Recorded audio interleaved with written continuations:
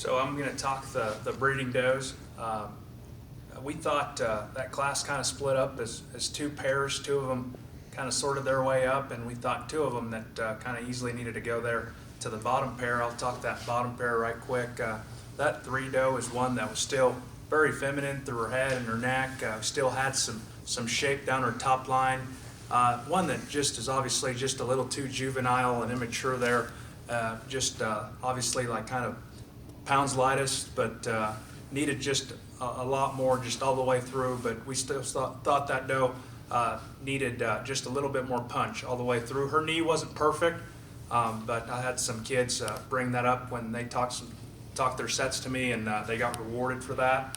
The 2 doe, some kids kind of worked her way up when I got to listen to senior college breeding does, and we got that ewe probably a little higher probably, but again, she was really big in her feature, big in her forearm. We thought she still had plenty of clearance there in the base of her chest. She had some curvature there to her body, had some width there from behind. We thought easily she was just easily the most ordinary there in her look. Her elbow was a little out.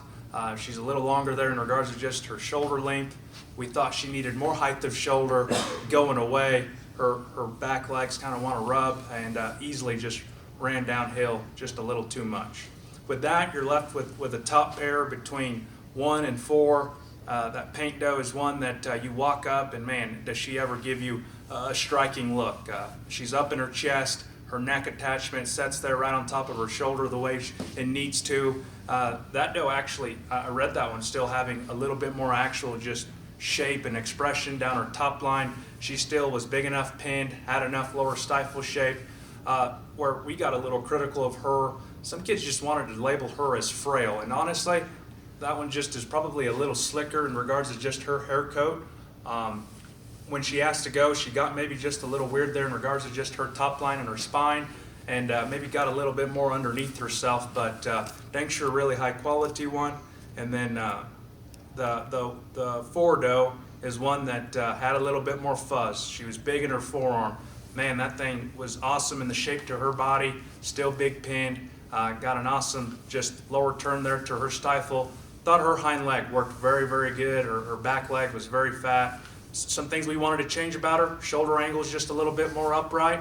She's probably not as slick and as feminine as the paint doe. And then we want to pick her up just just where her tail set ever so slightly. We thought that was the pair. Ultimately, we liked them 4, 1, 2, 3 with cuts of 2, 5, and 3.